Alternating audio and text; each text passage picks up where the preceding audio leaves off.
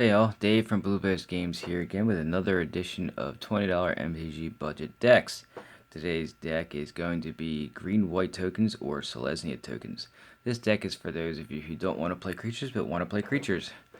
Alright, let's go ahead and take a look at what we got. So, we'll start off with our suite of token generators. First up is Gather the Townsfolk. Putting 2/1/1s into play, and then if you so need to or you're low on life, it puts an additional 3, so 5 tokens onto the battlefield. Not bad. Hopefully you don't have to use the fateful hour. The next one is a staple for token decks for white. Raise the alarm. Same thing as Gather the Townsfolk, but doesn't have the fateful hour. Sworn Companions, a little bit more to cast. Just put the 2/1/1s into play, but these ones are soldiers and have lifelink. It's very important to stay alive. Queen's Companion, same exact thing. It's redundancy here. I only had so many of each card, so I had to choose and get 2 of each in here. Again, they all have lifelink though. Alright, Sen's Enlistment. This one is a little bit more to cast for the 2/1/1s. They don't have any special abilities, but it has Retrace. Retrace lets you basically ditch a land card in your hand and pay the casting cost and put them into play. This is important for like mid to late game. If you're drawing extra lands, they're usually wasted when you have enough land out to play. Instead of putting into play, ditch it for more tokens. It's very helpful if you're in mid to late game and you need some more creatures on the board. Howl of the Night Pack, put a 2/2 green wolf token into play for each forest you control. Again, if you're mid to late game, if you haven't finished off your opponent yet, and you have 3 or 4 forests in play, maybe even 5, you get a 2/2 for each one of those in play. So you can have up to 5. You can create 5, 6, even 7 sometimes green 2/2 wolf creatures. Elephant Ambush. It just puts a 3/3 into play, but you can flash it back later in the game if you need more. The 3/3 is probably the biggest token you can create in this deck, I believe. So it's nice to have a little bit more beefiness. Acorn Harvest. Who doesn't want to create squirrel tokens? It puts 2 of them into play, and it also can flash back. So, not horrible.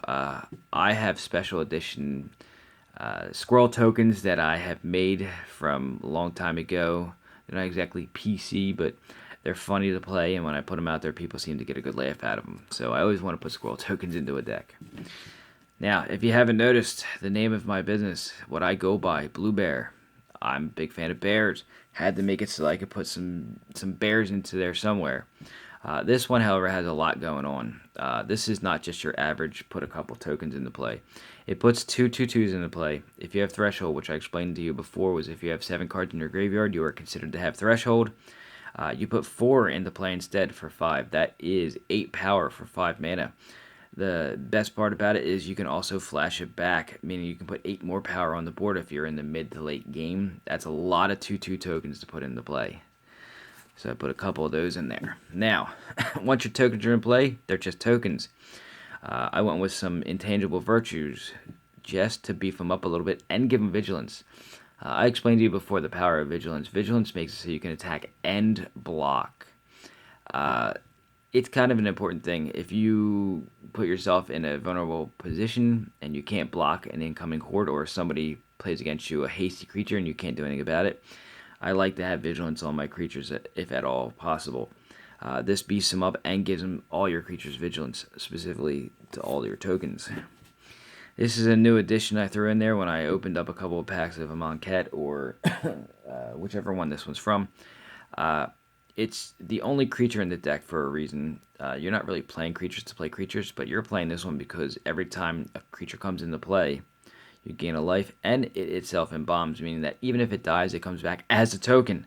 So I thought it was pretty neat little tech there for you. Another creature in here, and the only reason why it's in here is because of the ability is creature tokens you control get +1/+1. It's kind of like, they're called anthems in Magic. Anytime you can give something +1, like a bunch of somethings +1/+1, it's an anthem. It kind of helps make the deck grow bigger and stay alive better. So 2 Phantom Generals.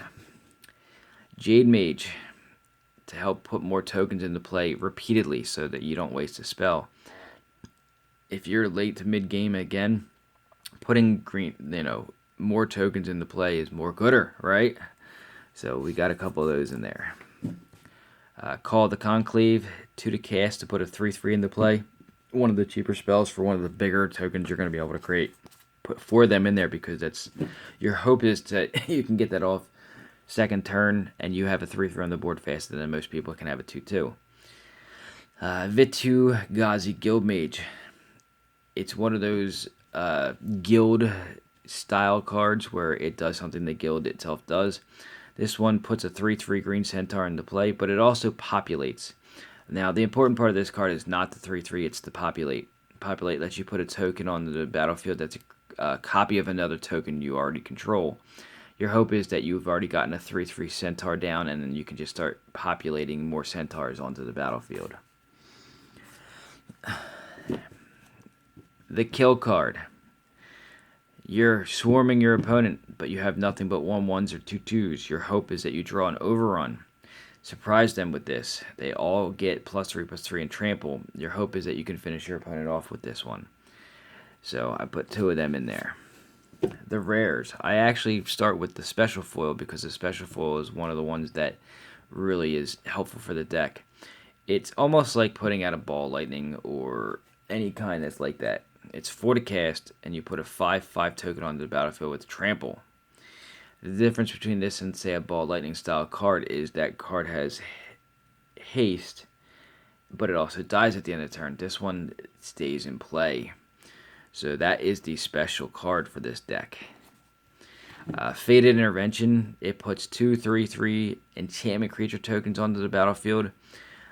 Born of the Gods and Journey into Nyx and all that had enchantment creatures. They're basically creatures, but they have an additional type, which is enchantment. So anything that can kill both can kill, can kill either one, can kill the creatures. But it gives you 2 3/3s, and if you do it on your turn, you can scry 2. Now, here's the bonus to this one. Almost every creature token generator is a sorcery. This one is an instant in case you want to flash it in at the end of your opponent's turn and surprise them with a couple 3/3s. Amara Tandris I went with to prevent all damage dealt to tokens that you control. It's kind of expensive, and your hope is not to have to play this. You should hope that your opponent is dead by the time you do play this, but if you don't, and you're stuck in a mid-range battle, or even a very long game, this comes out and your tokens just don't take damage. And the last rare, Sacred Mesa. Yes, you're gonna have to if you want to play this in anything that's not vintage. So if you're playing just regular old freeform tabletop gaming, this is okay. You're gonna have to switch this out for something. I would suggest going to get another token generator. There are a couple of enchantments that do it. I went with this one because I thought it was pretty cool. During upkeep, you have to sacrifice a Pegasus, but for 2, that's pretty cheap. You can put a 1/1 Pegasus token with flying into play. I just wanted to see some people play with some older cards. I thought it was just neat, so I went with the Sacred Mesa over any of the newer ones just because I had it. I wanted somebody to play it. The Land Suite, Evolving Wilds. Again, fetches are expensive for a reason. It helps thin out your deck. It puts the color that you need into play. Obviously, every deck I do has 2 of them. Your basic forests, your basic plains, and then a play set of Selesnya Guild Gates for your dual land and help mana fixing. So that is Selesnya tokens or green-white tokens. If you have any questions or comments, go ahead and do so below. Please be sure to like us on Facebook, like the video, share this out to your social media so others can enjoy what I do. And don't forget to subscribe to the channel.